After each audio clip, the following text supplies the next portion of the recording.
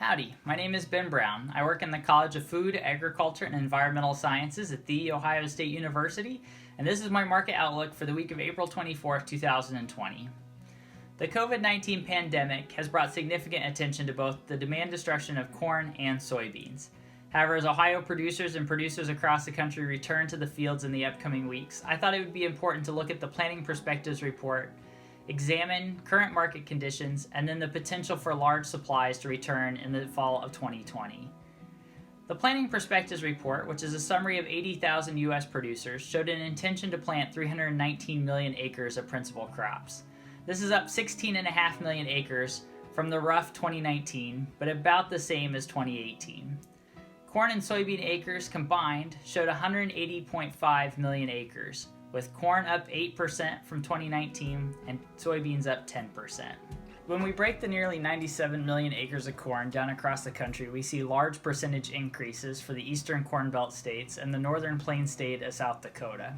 When we take those 97 million acres and apply a national trend-adjusted yield of 178.5 bushels to the acre, plus a larger carryout from the 1920 marketing year due to decreased demand, we get above an 18 billion bushel supply.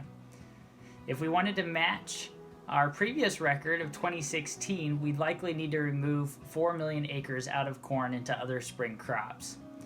While possible, it's probably unlikely given the fact that over the last 20 years we've only reduced corn acreage above 2 million acres once, and that happened in 2019. However, it is possible. We've seen strong export demand in grain sorghum, primarily to China, which could take about 500,000 acres of corn and switch it to grain sorghum in states like Kansas, Oklahoma, and Texas. We've also seen strong price competition in spring wheat, which could take at most 1 million acres out of corn into spring wheat in the northern Plains states. However, this would still leave nearly 2 million acres that would have to leave corn and into soybeans, primarily in the eastern Corn Belt states. If we reduced corn acres by 2 million acres instead of 4 million, times that national trend-adjusted yield of 178.5 bushels to the acre, plus the stronger carryout, that would get us to a national supply of 17.4 billion bushels. This is likely still higher than what we need for the 2020-2021 marketing year. Don't get me wrong, the national soybean picture isn't that great either. If we take the estimated 83.5 million acres of soybeans times the trend-adjusted national yield of 50.5 bushels to the acre, plus the roughly 500 million bushels of soybean carryout from the 1920 marketing year, we're really close to 4 billion bushels of soybean supply, which is a large soybean supply. Now, if we add in the 2 million acres that we just took from corn and apply them all to soybeans, we're getting closer to a 4.5 billion bushels of soybean supply. One way that we can look to see if it's possible to shift this many corn acres out of corn and into soybeans would be to look at the new crop corn to soybean ratios. A new crop soybean to corn ratio of 2.4 to 1 or greater would incentivize more soybean acres over corn.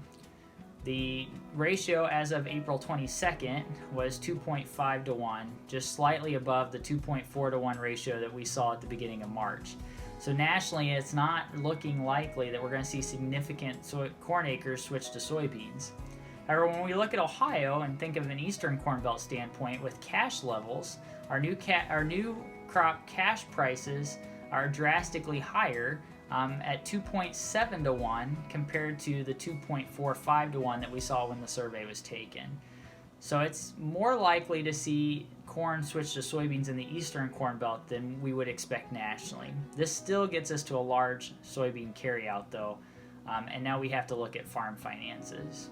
Looking at the contribution margins for both corn and soybeans can give us an indication of acreage shifts due to financial conditions. The contribution margin is simply just expected cash receipts of price times yield minus variable cost at the time of planting. We don't assume any crop insurance payments or government programs. We just take expected futures prices minus a expected harvest basis times a trend line yield, and then subtract out the variable cost from the OSU production budgets. What we see is that in times when cash receipts are expected low, there's a preference to soybean acres due to their cheaper variable cost, and when cash receipts are expected high, we see a preference towards corn acres. Given the low expected margins that we see now, and the expectation that we've lost about $20 per acre in working capital from the 2019 crop due to decreased cash prices at the moment, it's likely that producers are going to be looking for ways to cut their production cost. But another way to free up working capital, or to help with working capital, would be to switch to the cheaper input crop soybeans versus corn. So therefore, it might be likely that Ohio producers might consider switching some corn acres to soybeans and then marketing some new crop soybeans at the current time. In closing, I would just like to say that we're expecting to see large crops of both corn and soybeans as we move through 2020. The preference right now is for soybeans in the eastern corn belt, but drastic movements out of corn into soybeans nationally is unlikely.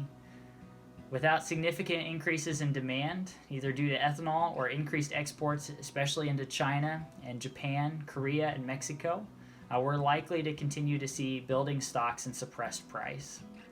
I'd like to thank you for listening to my weekly outlook. And just a reminder that the OSU Farm Office team is doing a Farm Office Live every Monday night at 8 o'clock. Please plan to join us this coming Monday, March 27th, as we tackle the latest issues affecting Ohio agriculture. And with that, I want to thank you for spending your time with me, and I hope to see you around the state of Ohio soon. Thank you.